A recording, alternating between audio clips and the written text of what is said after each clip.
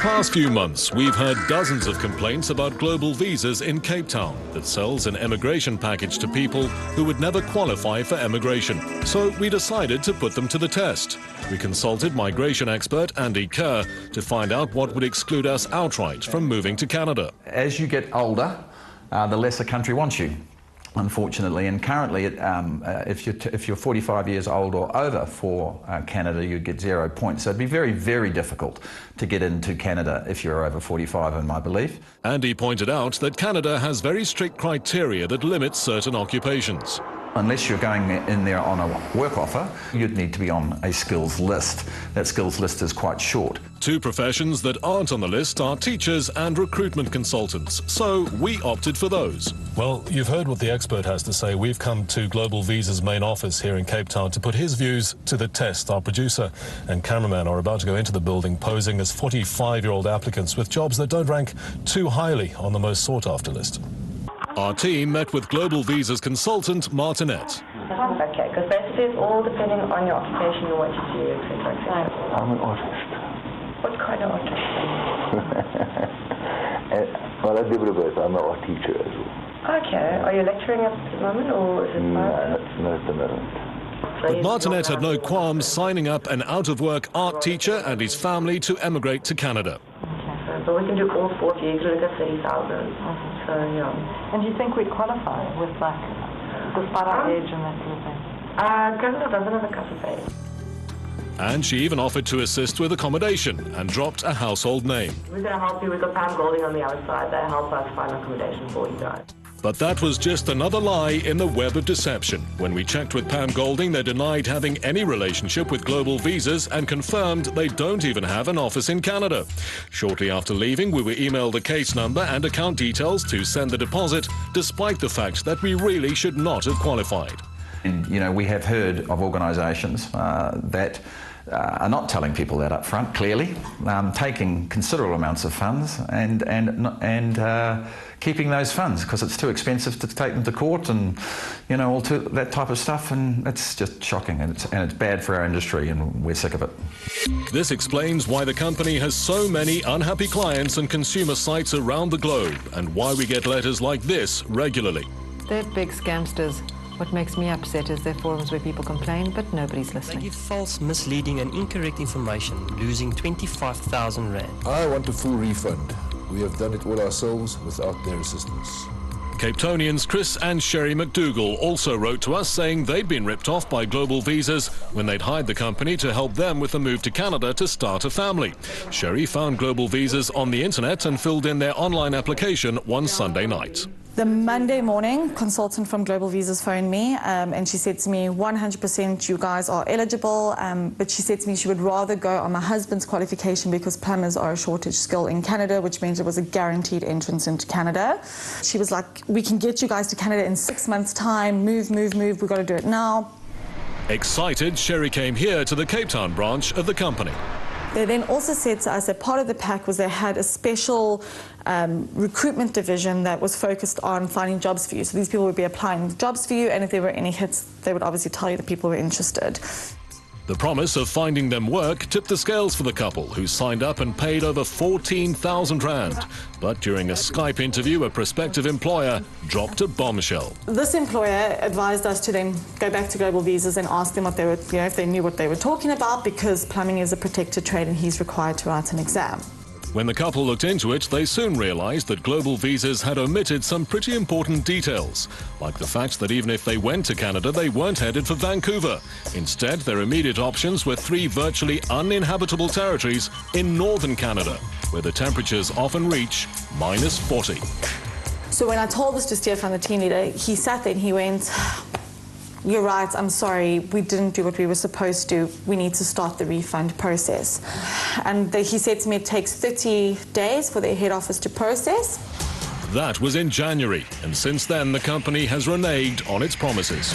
He responded with an email the next day saying that the head office in London had declined the request for a refund based on the fact that they had provided an advocacy service and we're not selling a visa, we're selling an employment solution. Phil Parker came to South Africa 4 years ago on holiday and fell in love with South African Katie Bowden. So he decided to apply for a move here and set up a business. But he needed an own business and life partner visa. I went for Global Visas because they come across as the most professional. It was 12,000 rands for the full permit. He did the EFT, but 6 months later he was still in limbo and Global Visas weren't taking his calls. It was just the same old story, very, very difficult to get hold of. They wouldn't respond to emails, they wouldn't respond to phone calls.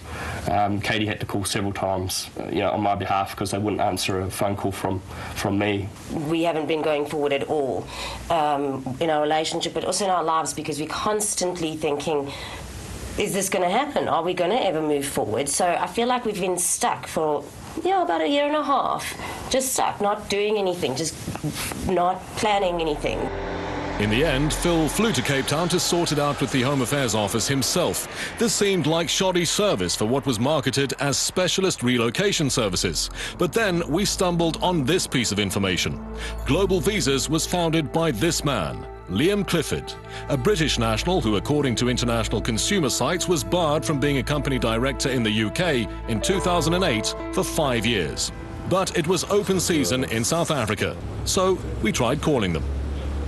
Well, we put in a number of calls to Global Visas asking for an interview. Sadly, those calls have not been returned, so we've come to their office here in Cape Town to confront them ourselves. There was no one manning the reception desk at Global Visas, so we walked straight into their boiler room. Mike, is he around? And were directed to manager Michael Wallace's office. Pleased to meet you. Nice to meet you. Can we have a few minutes of your time? I'm just on the phone, actually, at the moment. Okay. So if you don't mind just being polite enough to wait for me outside in the reception area, that'd be great. Thanks, guys. About 5 minutes. 5 minutes, sure. And you'll give us some of your time after that, will you? 5 minutes, thank you. Great. We'll see if that meeting transpires. After a few minutes, Michael re-emerged, but his attitude to our cameras remained unchanged. All right, so what are we dealing with here? Can we have it? Will you let me finish the sentence? No, I won't, actually. If you turn the camera off, I'm happy to engage with you in a conversation. And then would you, following that conversation, It's entirely up to you. If we switched off the camera, do you foresee a possibility of having an on-camera interview after that? 100%. Okay, so we'll have a discussion first, and then potentially on camera. Absolutely. Okay, I think we can go with that. Despite his protestations to the contrary, the promised interview never happened. And we were shown the door. Now, to operate a scam, you need staff members who are prepared to toe the line, to literally live the lie. What you don't need is a staff member who has a crisis of conscience. We're on our way to meet just such a person who's going to give us the inside track into how the alleged con at Global Visas actually works. Marius, who's still on the payroll at Global Visas, says he's disillusioned. Being in the business and seeing how people get treated and finding out that I'm selling a dream that doesn't exist, a scam, in matter of fact, for excitement led to total disappointment. He says that the business is all about meeting their 300,000 Rand a day target. Even if a person didn't qualify, I would kind of make them qualify, because they're not going to go anywhere anyway. What sorts of things were people asking for? Because I would imagine that being able to attach an application to a job, for example, would mean that you could extract more money from the person on the other side of the phone. So was that the plan? Yes, it's a conjunction of a few products combined in one, which is basically the total immigration package.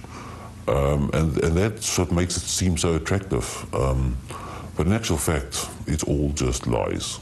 We sent Global Visas some questions and again asked for an interview. All they did is respond with a legal letter, which in summary said that they were deeply disappointed by the complaints and that they always act within a code of ethics.